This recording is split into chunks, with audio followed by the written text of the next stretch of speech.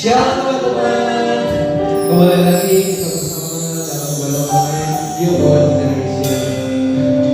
Saya yakin dan percaya kita tetap semangat dalam puji Tuhan. Walau masalah boleh ada, walau boleh ada, kita tidak perlu lelah sebab Dia adalah pencipta kehidupan kita. Dia yang telah merancang segala hal baik dalam kehidupan kita. Kita selalu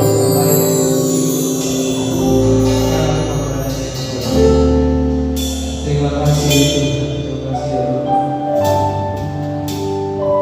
Mari sama-sama kita persiapkan hati kita untuk memuji dan memuliakan Tuhan. Tapi sebelum itu mari kita berdoa. Tuhan, terima kasih atas penyertaan-Mu sepanjang kehidupan kami sampai hari ini boleh ada kemudahan. Itu hanya adalah kasih karunia dalam kehidupan kami Tuhan. Terima kasih ya Tuhan, terima kasih ya Bapak. Layanan kami untuk memulai segala kami pada hari ini. Di dalam nama Tuhan Yesus Kristus, kami telah berdoa dan mengucap syukur. Haleluya.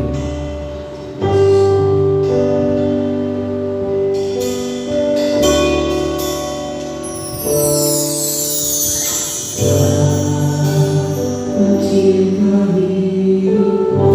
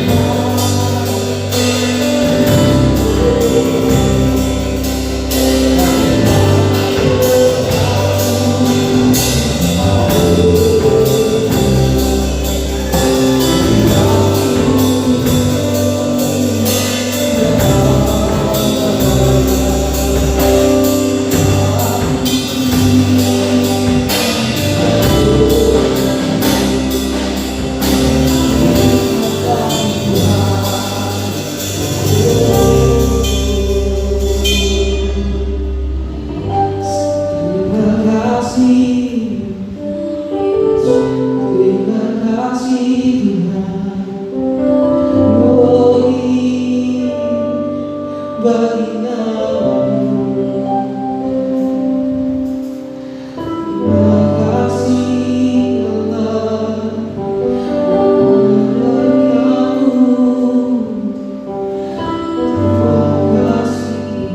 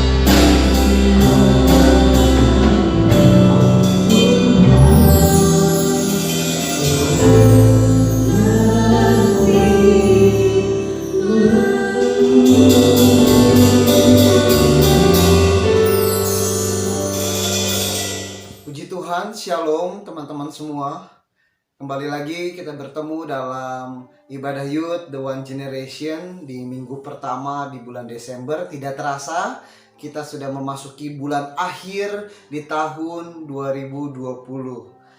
Kita percaya bahwa dari Januari hingga Desember kita disertai Tuhan, kita mampu melewati segala macam rintangan, segala macam pergumulan, itu semua karena pertolongan dan bukan karena kekuatan kita. Mungkin banyak di antara kita yang disakiti oleh orang-orang di sekitar. Banyak sekali kita menerima kekecewaan dari orang-orang yang di sekitar. Tetapi kita percaya bahwa kasih Tuhan yang begitu besar selalu mengajarkan kita untuk mengampuni, bahkan mendoakan setiap orang-orang yang telah menyakiti kita. Sehingga saya percaya teman-teman bisa ada sampai hari ini, itu semua karena pertolongan Tuhan, karena kemampuan yang Tuhan berikan untuk mengampuni orang-orang yang ada di sekitar, sehingga kasih kita tetap terjaga.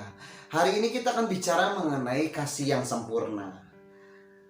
Semua orang Kristen mengingini, semua orang Kristen mengharapkan kasih tetap selalu ada dalam kehidupan sehari-hari.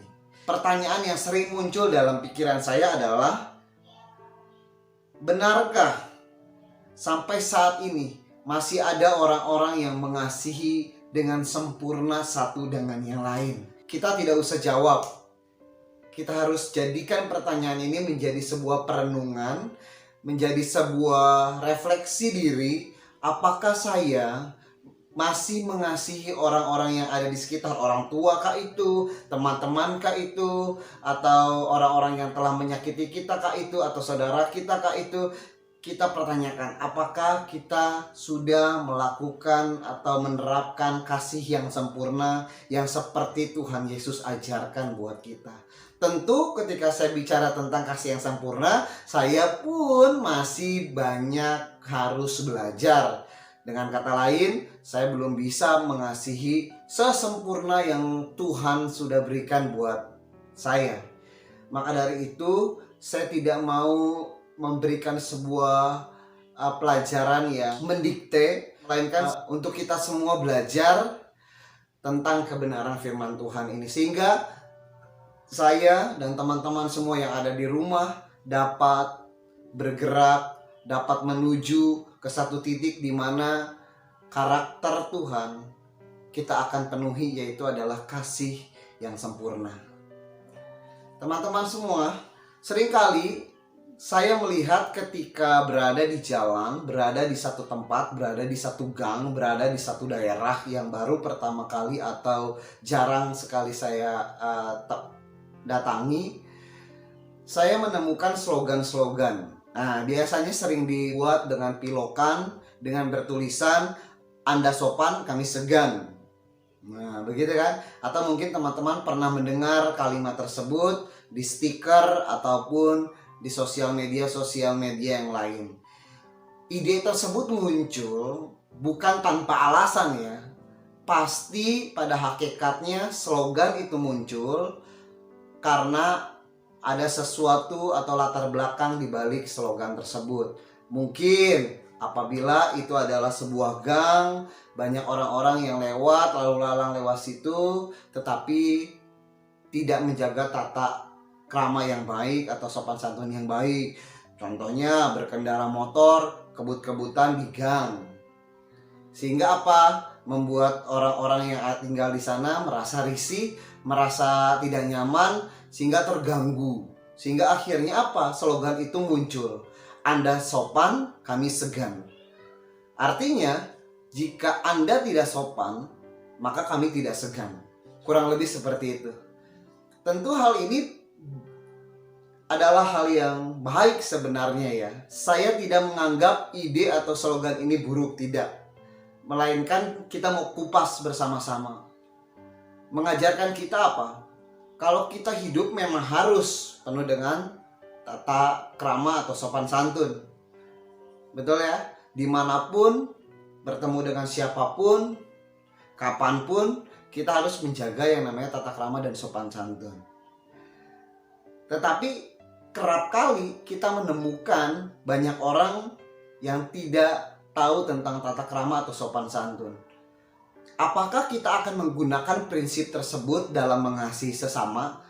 Oh, contoh, jika kita bertemu dengan seseorang yang tidak sopan dengan kita, lalu kemudian kita berpikir, oke, kalau dia nggak sopan, saya juga bisa tidak sopan dengan dia.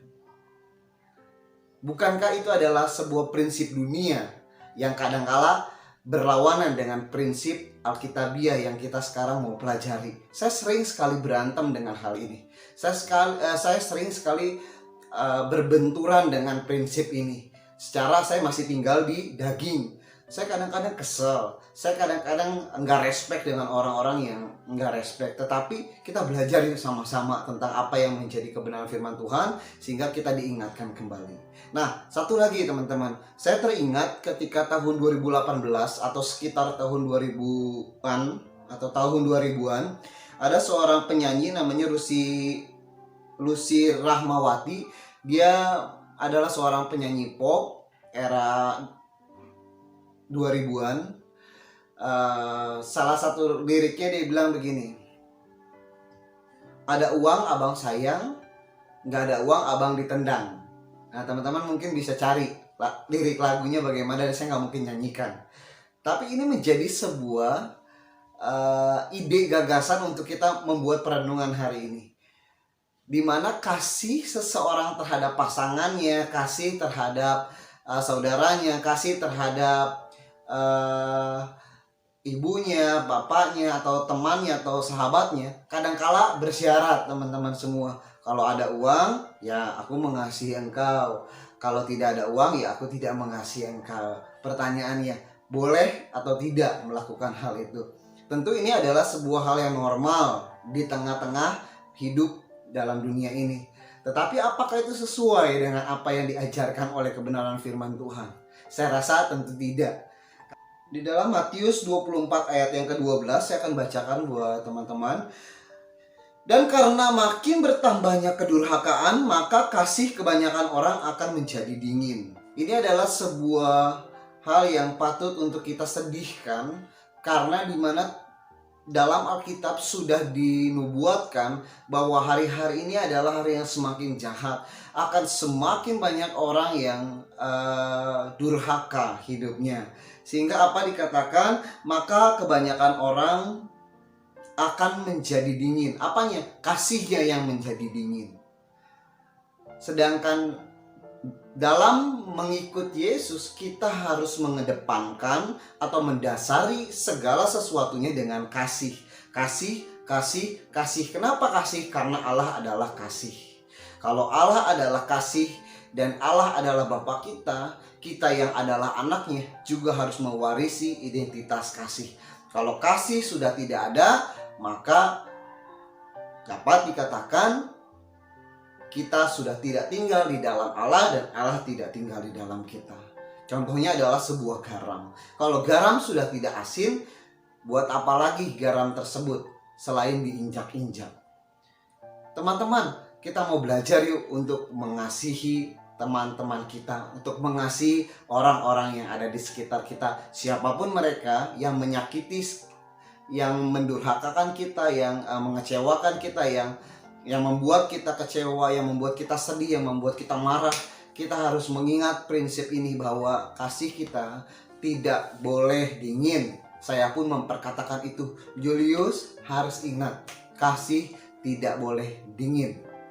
Kenapa? Karena dalam Matius 5 ayat yang ke-44 dikatakan, tetapi aku berkata kepadamu, kasihilah musuhmu dan berdoalah bagi mereka yang menganiaya kamu. Bukankah hal ini susah teman-teman semua? Di saat dimana kita mengingini untuk marah-marah, dimana kita mengingini untuk menjudge seseorang tersebut, kita diarahkan, kita digiring untuk mengasihi orang tersebut, untuk mendoakan orang tersebut. Hal-hal yang positif, yang baik yang kita doakan, bukan hal-hal yang negatif. Bisakah kita lakukan? Kalau kita bersama dengan Tuhan, kalau kita berjalan bersama Roh Tuhan, kita akan mampu untuk melakukan apa yang diperintahkan Tuhan ini. Karena secara daging, secara manusia, kita nggak pernah sanggup. Tapi karena pertolongan Tuhan, kita disanggupkan untuk mengasihi orang-orang yang mengecewakan kita, untuk mendoakan orang-orang yang mengecewakan kita. Teman-teman sekalian, ini adalah sebuah renungan yang singkat, di mana kasih yang sempurna kita harus terapkan karena kita punya role model, kita punya contoh yang jelas, kita punya contoh yang kuat, contoh yang paling dekat dengan kita, yaitu adalah Tuhan Yesus sendiri. Kasih yang sempurna, kasih yang sempurna dapat kita lihat dari pengorbanannya ketika Yesus lahir di dunia. Lalu yang kedua, ketika Yesus melayani, ketika Yesus banyak sekali dikecewakan oleh orang-orang, bahkan ketika ia harus menerima siksaan yang seharusnya tidak pantas untuk diterimanya, tetapi dia tetap mengampuni. Karena kenapa? Di akhir hidupnya, ketika Yesus mati di kayu salib untuk menebus dosa kita, dia berkata, "Ampunilah mereka sebab mereka tidak tahu apa yang mereka perbuat." Artinya apa teman-teman semua? Kalau di luar sana ada orang-orang yang mengecewakan kita, kita harus mengampuni dia dan kita bilang sama Bapa, "Tuhan, ampuni dia. Saya mengasihi dia. Saya berdoa biar berkat Tuhan turun atasnya." Percayalah teman-teman, ada sukacita yang besar, penghiburan yang besar akan muncul dalam kehidupan teman-teman dibandingkan kita memilih untuk menggerutu, dibandingkan kita mengambil pilihan untuk marah-marah dan lain sebagainya. Saya sering sekali teman-teman, saya marah, tapi saya langsung berpikir, ya buat apa? Toh dia nggak akan merasakan apa kemarahan kita. Sehingga saya ubah, ya udah Tuhan, ampuni saya. Tuhan, saya mau berdoa untuknya. Tuhan berkati, Tuhan jamah, Tuhan lindungi, dan Tuhan berkati. Nah, di saat itulah saya mendapatkan kekuatan, saya mendapatkan penghiburan. Penghiburan dari sesama mungkin terbatas, tetapi penghiburan yang dari Tuhan itulah yang kekal dan abadi. Dan melalui renungan ini kita belajar yuk sama-sama untuk mengasihi teman-teman kita, keluarga kita, sahabat kita, pasangan kita dengan kasih yang sempurna. Terima kasih untuk hari ini. Kita mau berdoa bersama-sama. Tuhan Yesus yang baik, kami berdoa Tuhan, hamba berdoa untuk teman-teman yang ada di rumah. Kiranya Tuhan ajari kami bulan ini Tuhan, untuk mengasihi, untuk belajar tentang kasih yang sempurna dari figur Engkau, dari sosok Engkau, dari teladan yang Tuhan telah berikan buat kami. Dalam nama Tuhan Yesus Bapa, ajari kami untuk mengampuni orang-orang yang bersalah kepada kami. Ampuni mereka Tuhan, dan ajari kami untuk menerima kenyataan dalam kehidupan ini, bahwa kami harus tetap menjadi terang, bahwa kami harus tetap menjadi garam, bahwa kami tetap harus berdampak bagi sesama. Terpujilah Engkau kekal selama-lamanya. Amin. Halo guys, welcome back to The One News Today.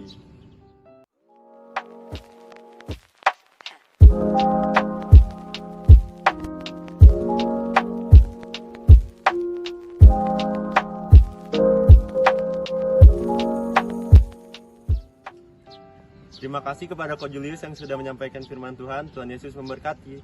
Terima kasih juga untuk para pelayan dan teman-teman yang sudah mengikuti ibadah. Tuhan Yesus memberkati. Jadwal pelayanan sebagai berikut.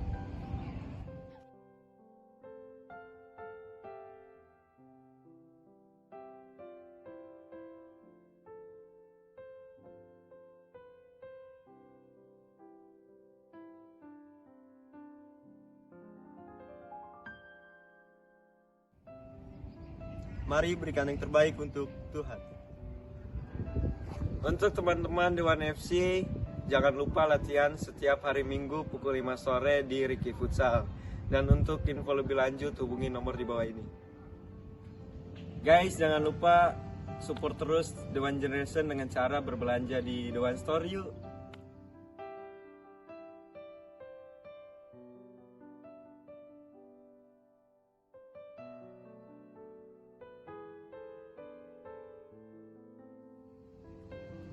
Buat teman-teman yang mau order, DM yuk sekarang. Dan teman-teman yang belum follow ya. Halo guys, kembali mengingatkan bahwa The One Generation ada call centernya loh. Call center dibagi menjadi 3 aspek pelayanan sebagai berikut.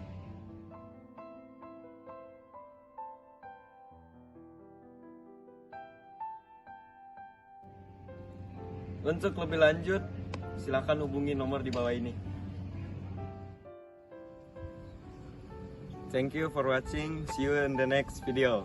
Dadah.